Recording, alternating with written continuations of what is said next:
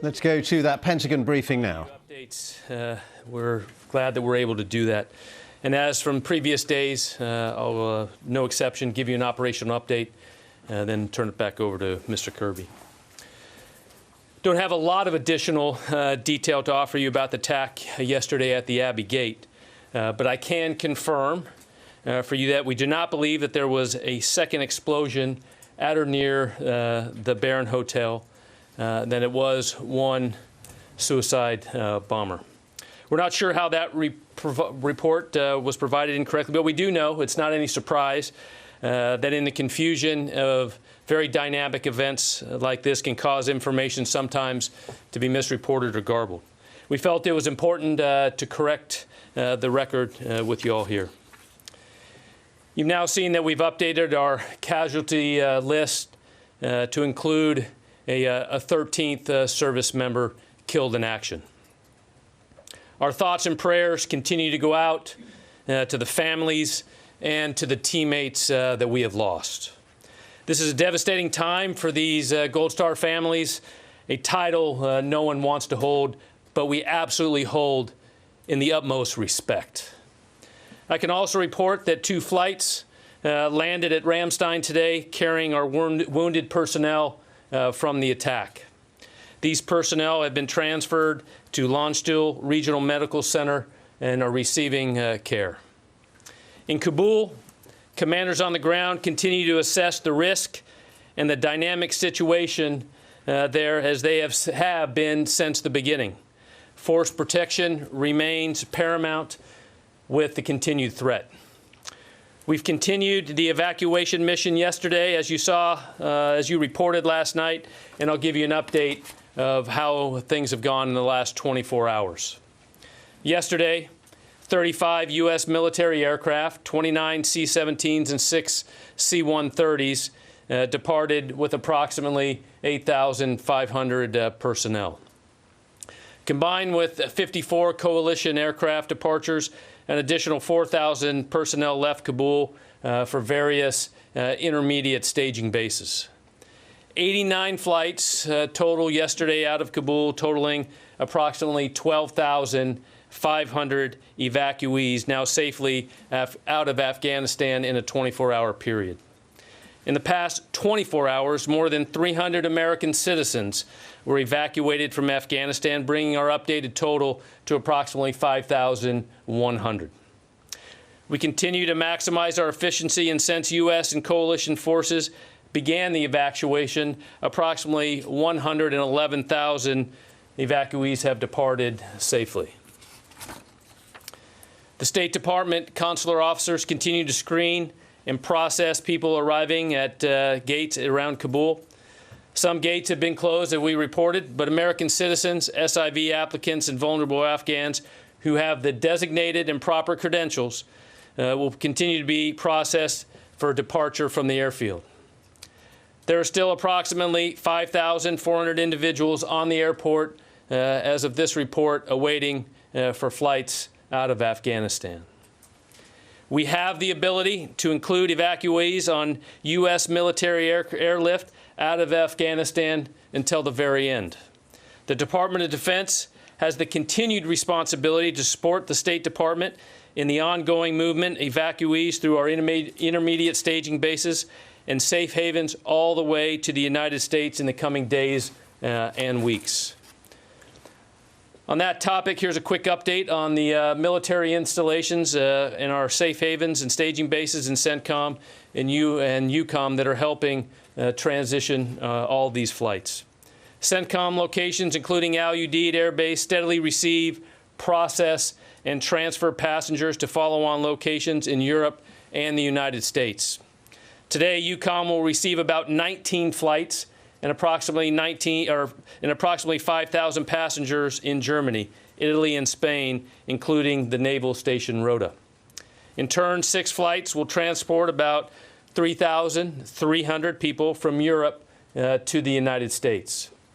I cannot say enough how important the contribution of our allies and our partners has been in this massive global operation. Additionally, more evacuees continue to arrive stateside and are moving to designated installations throughout NORTHCOM. The NORTHCOM Commanding General, General Van Herk, will provide a more focused briefing on this extensive effort in his brief later today. In conclusion, I'll reiterate what General McKenzie said yesterday. There are more than 5,000 U.S. service members in harm's way, saving as many people as they can. It's a noble mission. We have seen firsthand how dangerous that mission is, but ISIS will not deter us from accomplishing this mission. We appreciate your thoughts and prayers for all of our service members who are carrying on this mission today. Above all, we remain focused on evacuating American citizens and other personnel designated by the Department of State, safeguarding the lives of those whom we are providing assistance and keeping American troops safe. Thank you.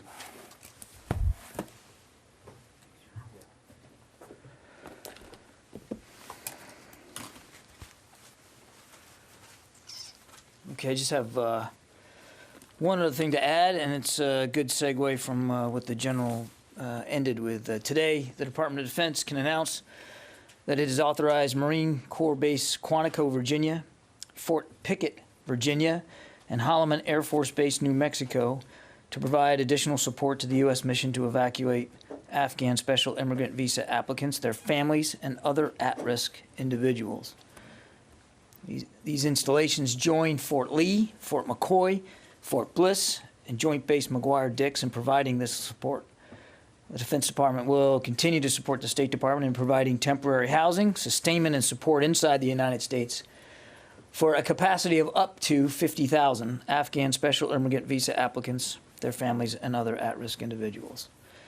U.S. Northern Command will coordinate the details of all this with the State Department, the Department of Homeland Security, and, of course, the Department of Health and Human Services as necessary.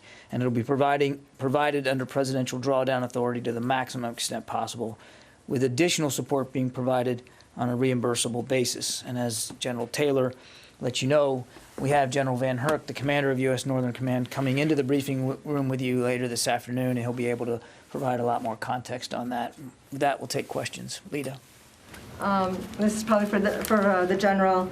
The president has said he wants to vow basically to get back at ISIS. How difficult will it be for the U.S. military to do that type of operation, considering the lower number of troops and the difficulty in getting intelligence on the ground? And then, I don't know if this is you or John, can you just talk about the number of people that we'll see getting processed over the next several days? Is that number going to gradually go down? Do you have out the number of people you think you're going to, or what's your ballpark estimate? Yeah. All right. On the first question on our capabilities and abilities to protect ourselves or to also to conduct the strikes, as you said. As I've said all along, we have resources with the CENTCOM commander and with the commanders on the ground and the capabilities to allow us to execute any type of those operations as those are required to do. So, Lita, again, we're still planning on ending this mission at the end of the month. And as I said the other day, as we get closer, and we are getting closer, you're going to see us begin to make those muscle movements to pull out our troops and some of our equipment as appropriate with any retrograde. What we want to do is preserve as much capability for as long as we can, both in terms of the security footprint, but also in terms of the ability, as the general alluded in his opening statement, to moving out evacuees. Lives are still the priority, and the lives of our troops, and of course the lives of evacuees, and trying to continue to get as many out as possible. So there will be a balance over the next few days as we continue to process through that transition, as we continue to, as what we call, retrograde. And I can't give you a specific number on any given day, but I think you'll see us adjust as necessary to make sure that we're achieving that proper balance. But we will be able to fly out evacuees right up until the last moment, that's going to be the goal.